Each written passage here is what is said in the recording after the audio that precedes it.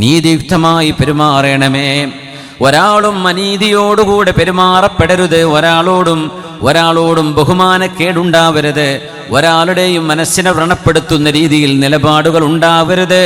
ഇന്നല്ലാഹ്, തീർച്ചയായും അല്ലാഹു ജല്ല ജലാലു യുഹിബ്ബുൽ മുഖ്സിതീൻ, നീതി ചെയ്യുന്നവരെ ഇഷ്ടപ്പെടുന്നവൻ തന്നെയാണ് അല്ലാഹു.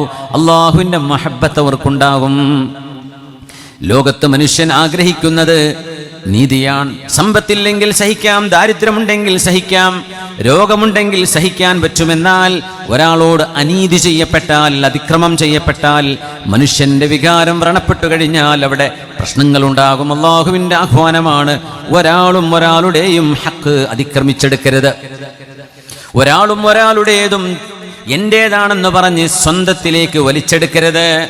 അല്ലാഹു നിങ്ങൾക്ക് വേണ്ടെന്ന് പറഞ്ഞു. മൻ അൻ വഹാത്തിൻ, എനിക്ക് വേണം എന്ന് അന്യായമായത്, ചോദിക്കാൻ പാടില്ലാത്തത് ചോദിച്ചു വാങ്ങുന്നതും, മൻ അൻ, മറ്റുള്ളവർക്ക് വകവെച്ചു കൊടുക്കേണ്ടത് കൊടുക്കാതെ പിടിച്ചു വെക്കുന്നതും, രണ്ടും എൻ്റെ ഉമ്മത്തികൾക്ക് വേണ്ട, ഒരിക്കലും ചെയ്യരുതേ എന്ന് നമ്മുടെ നേതാവ് മുഹമ്മദ് റസൂലുള്ളാഹി സ്വല്ലല്ലാഹു അലൈഹി വസല്ലം